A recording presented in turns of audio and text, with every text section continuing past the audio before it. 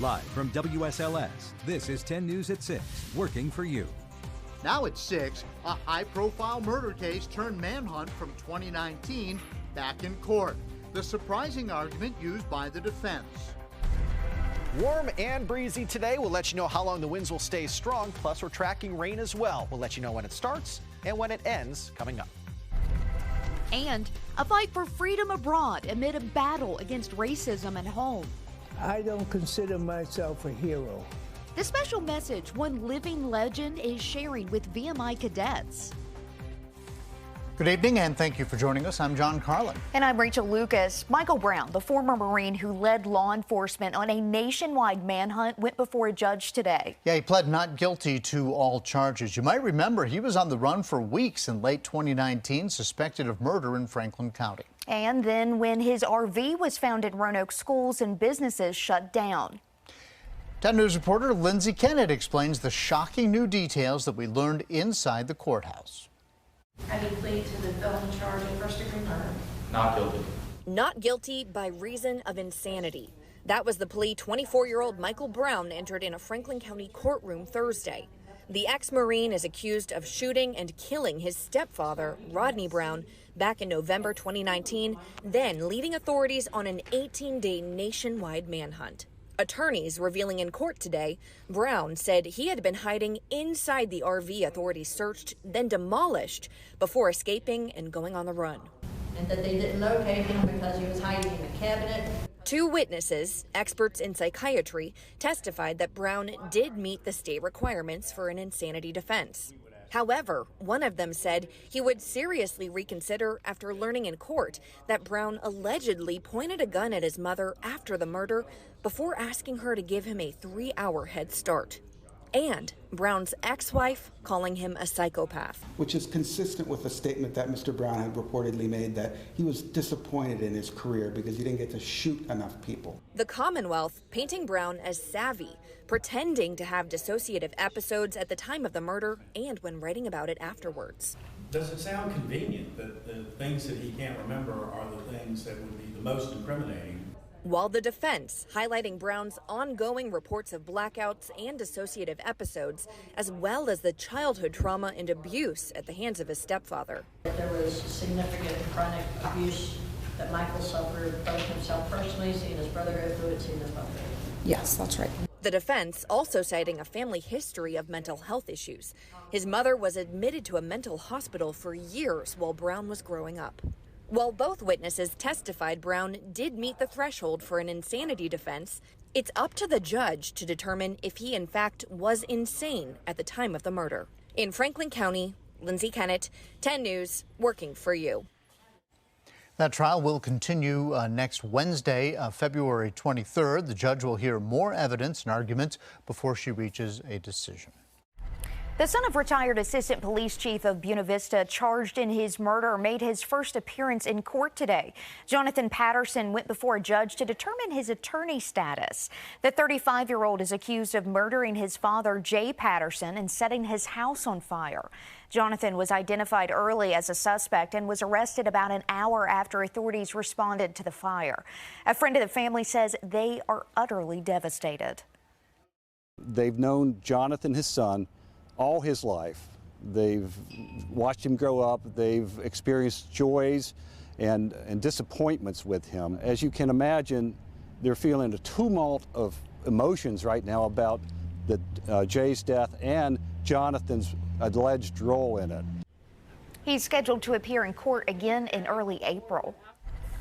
New at 6 tonight, there will be no criminal charges in a tragic child drowning. Special prosecutors say the investigation determined that the death of Austin Wingo was not an intentional act. Back in December, the 5-year-old drowned after swimming at the Pulaski County YMCA. We're told one lifeguard was on duty along with 2 adult supervisors nearby, but there were 38 kids in the pool that day. Turning now to our forecast, where really it's been feeling more like spring today. But as Chief Meteorologist Jeff Hanowich is about to tell us, it's all going to change tomorrow, Jeff. Yeah, it's going to be much colder tomorrow. It's going to be blustery tomorrow. Temperatures are actually going to fall throughout the day on Friday. I want to show you what we're looking at here on the satellite and radar composite. It is indeed our next weather maker. It is a cold front, and it is snowing right now in St. Louis and Chicago and Grand Rapids and Detroit and Toledo.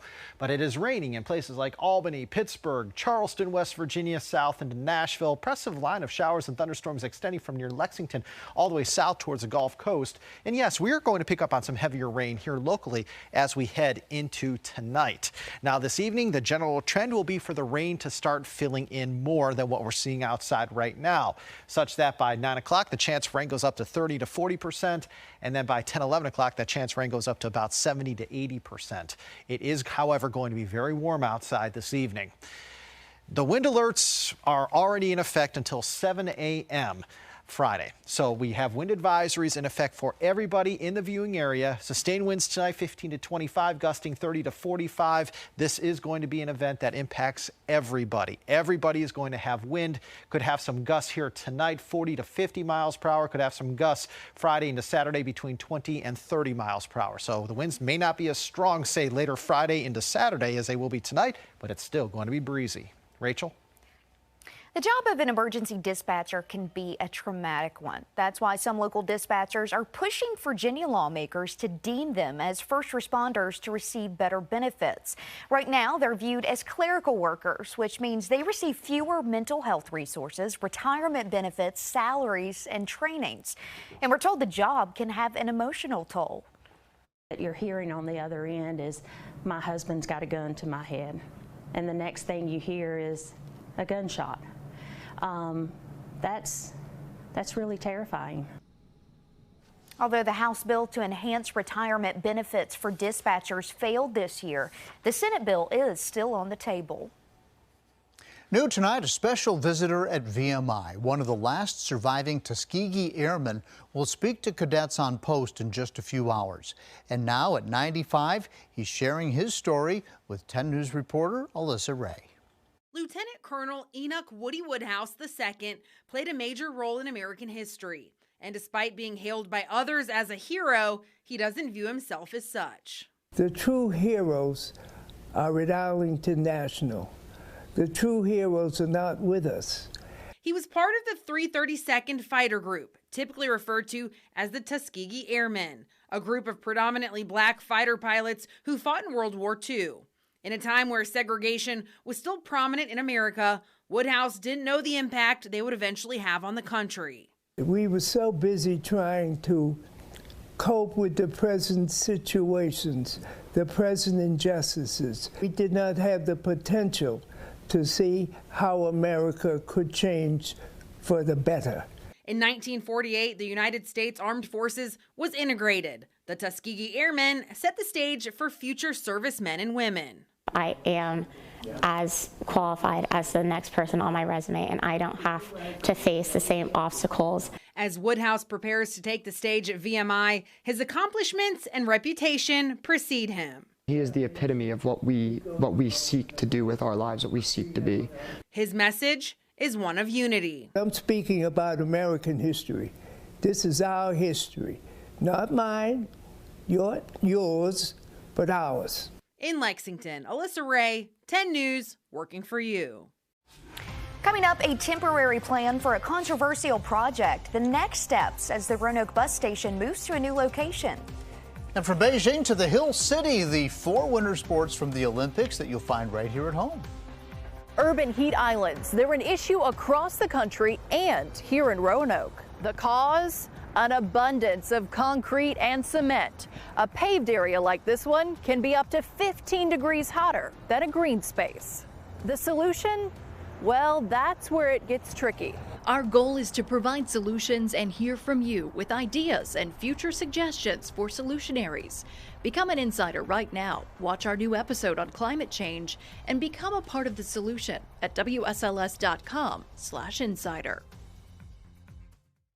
The new transit facility in downtown Roanoke is moving forward. Valley Metro will start shifting away from Campbell Court beginning on February 28th. In fact, construction is still underway in front of the Virginia Museum of Transportation, so they will temporarily work out of office trailers with a 2-lane bus service design. This phase of the project is expected to last 6 to 8 months. Fares will be free through March 13th to help encourage the transition. Some folks have been riding the bus since 1987, and so they've been going to Campbell Court since 1987, and so we want to kind of cushion the blow and give them an opportunity to experience it without the burden of the fare. The buses will rotate around the area once an hour, and they will linger for 10 minutes to help limit traffic congestion. Construction is expected to be complete by the fall of 2023. And you are looking at a live picture from our Liberty University sky cam overlooking Lynchburg. A whole lot of cloud cover around, and the rain is not far away. We'll let you know how long you want to keep that umbrella handy coming up. Many of us are enjoying events from the Winter Olympics in Beijing, snowboarding and skiing for the last couple of weeks. Right? And as 10 News reporter Courtney Lockie shows us, you can also check out all the action right here in Virginia. Whether on the ice or on the slopes. We just have a lot of people on campus that are excited about the Winter Olympics, and whether that's they are hockey players or skaters or just fans. But you don't have to reach for the remote to catch these Winter Games. They're happening year-round at Liberty University in Lynchburg. 5 hockey and 2 figure skating teams compete at LaHaye Center. Chris Lowe's coached the men's team for 10 years, and he's in his 5th season with the women's. We're undefeated. We're rolling. We're #1 in the country, so it's been a great year. LU also has men's and women's skiing and snowboarding. Head coach Isaac Gibson says they compete in freestyle events. So that's rail jams, slope style like we saw in the Olympics, and then some border and skier cross here and there. All of this isn't just for the athletes at LU. You can do it too. Skiing and snowboarding can be pretty intimidating at first, and that's why it's always great to get a lesson. So this is an awesome place to come, get your feet wet, and then take it all over the country at all these different resorts. Whether or not the dream is the Olympics, it's a good place to start. LU has year-round lessons, camps, and programs for all, on the ice and on the slopes. In Lynchburg, Courtney Lockie, 10 News working for you. Your local weather authority, always watching and tracking for you from the JES Weather Center. Hi there, friends. I'm meteorologist Jeff Hanowich. It's quiet on the radar for us right now, with the exception of maybe a sprinkle or two near Mountain Lake in Giles County. Had a couple of showers earlier towards the highlands. Those have since fizzled off or moved to the east. There's certainly a lot more rain to be had in West Virginia, and that's working its way to the east and will be arriving for us here this evening. By 7 o'clock, we'll have maybe a few showers around, but without question, a better chance for rain will come into play for us after about 10 o'clock. At 10 o'clock, we're going to have a good chance for rain, especially in the Highlands, New River Valley, and Mountain Empire. Then the rain overspreads the region here by 11 p.m., midnight, 1 a.m. At 1 a.m., we're certainly going to have some heavier downpours to contend with. And yes, in these line of heavy showers, you could have a couple of embedded thunderstorms. So don't be surprised tonight to hear a rumble or two of thunder. It is a possibility. However, by the time we wake up tomorrow morning, I think all the rain is gone, and we're going to see increasing amounts of sunshine on Friday. May end the event, by the way, in the west slopes with some snow showers later tonight. A light accumulation can't be ruled out there. But again, most of this is just going to be rain. By Friday afternoon, mostly sunny skies will prevail for us. That will lead us to a fair sky Friday night. Saturday will be a day where we see our fair share of sunshine as well. So overall, it looks like Friday and Saturday, even Sunday, are dry, but tonight is going to be quite wet. And while we're dealing with rain here, we're dealing with snow in places like St. Louis, Chicago, Indianapolis, Michigan, Ohio, New York. They are dealing with a lot of snow around the Great Lakes states, while areas west of us, say towards the deep south, Tennessee River Valley, that's where we could have some strong to severe thunderstorms here through about 11 p.m. or midnight. We're being aided by this thing coming through at night, so the severe weather threat is very low. We'll dry things out, as I told you, this weekend, and then we're going to have a couple of pesky fronts moving in as we head into Tuesday, Wednesday, and Thursday of next week. There could be a front that stalls out over us on Tuesday and Wednesday, and it could be kicked out by another front on Thursday. So Tuesday through Thursday, maybe even Tuesday through Friday of next week, we look pretty wet across southwest, central, and southside Virginia. Told you about the wind in top weather. It's very important to note that these wind advisories and high wind warnings extend from the U.S.-Canada border all the way to Texas. So wind is all over the place across the Midwest and the eastern seaboard. We, of course, could have some strong wind gusts tonight into tomorrow, could easily have some gusts over 40, maybe even 45 miles per hour. So high wind alerts are the name of the game from the U.S.-Canada border all the way to the U.S.-Mexico border.